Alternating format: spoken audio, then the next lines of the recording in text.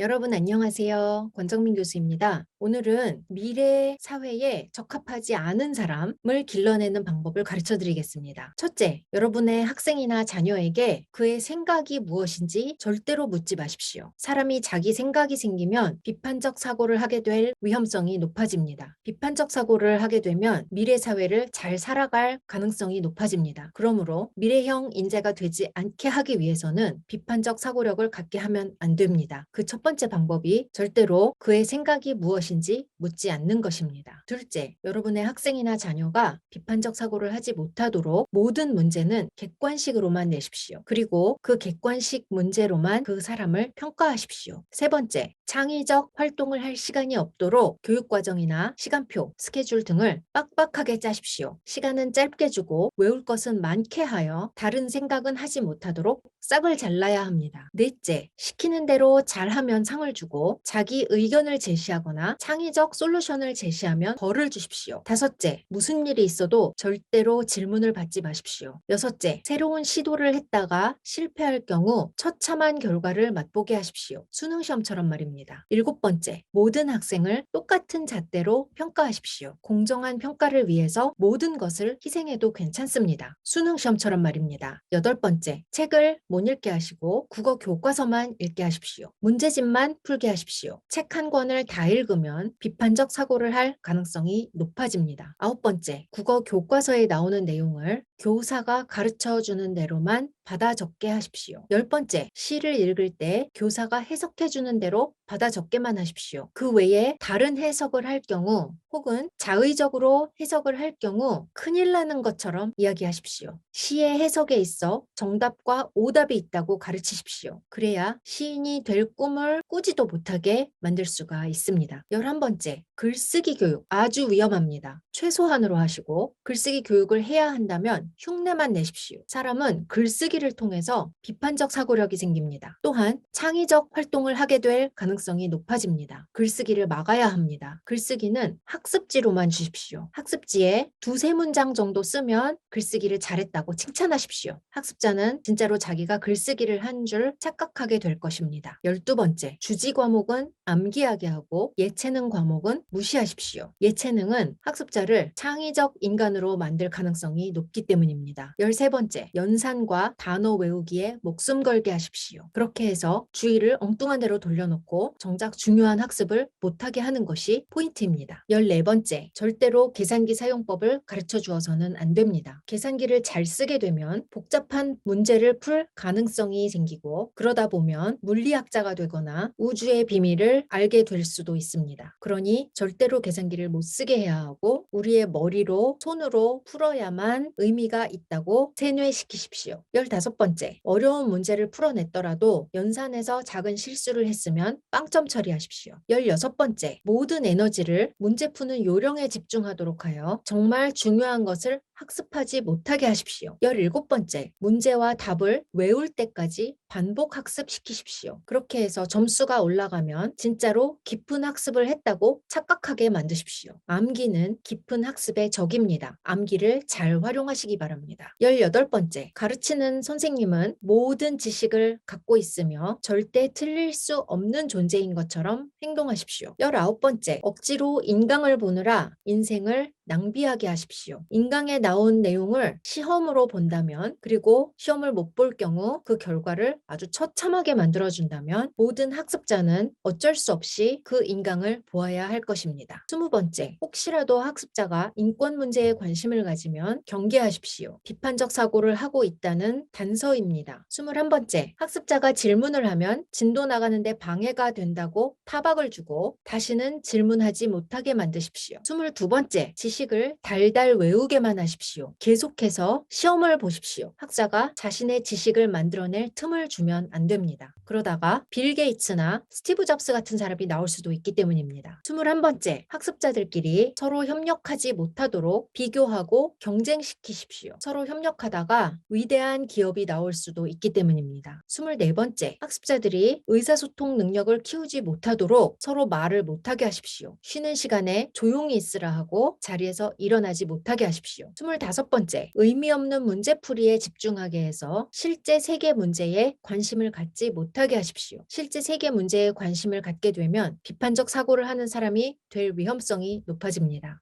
26번째, 공부를 지긋지긋하게 만들어서 학교를 졸업하면 다시는 책을 보고 싶지도 않게 만드십시오. 27번째, 학습자가 자기 주도적으로 학습하지 못하도록 교사 주도적으로 수업하십시오. 학생이 인강을 열심히 듣거나 문제집을 열심히 풀 때 자기 주도적으로 학습하고 있다고 칭찬하십시오. 학습자는 그러면 진짜로 자기가 자기 주도적으로 학습하고 있다고 착각하게 될 것입니다. 28번째, 공부가 인생의 전부인 것처럼 이야기하십시오. 29번째, 인류대학에 가는 것만이 공부의 목적인 것처럼 세뇌시키십시오. 30번째, 시험을 못 보면 삶을 비참하게 만들어 주십시오. 이렇게 한다면 여러분은 확실하게 미래형 인재를 안 길러내실 수가 있을 것입니다. 여러분, 파스텔 같은 과학자, 해리포터를 쓴 조앤 롤링 같은 작가, 스마트폰 혁명을 일으킨 스티브 잡스, 이러한 인재들을 만들어내고 싶으십니까? 그렇다면 제가 방금 말씀드린 30가지 미래형 인재를 안 길러내는 방법에 반대로만 하시면 됩니다. 이 내용은 제 책 최고의 블렌디드 러닝에 나온 내용이었습니다.